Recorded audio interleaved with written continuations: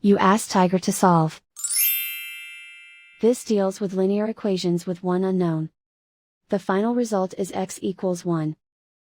Let's solve it step by step. Simplify the expression.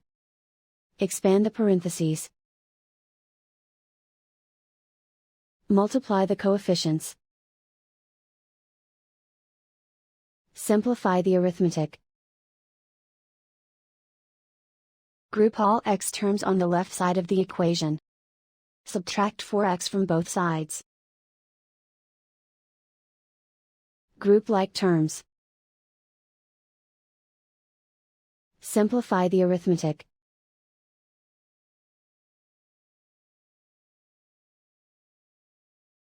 Group all constants on the right side of the equation. Subtract 12 from both sides. Simplify the arithmetic.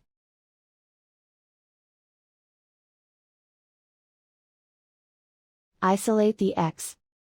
Divide both sides by -12.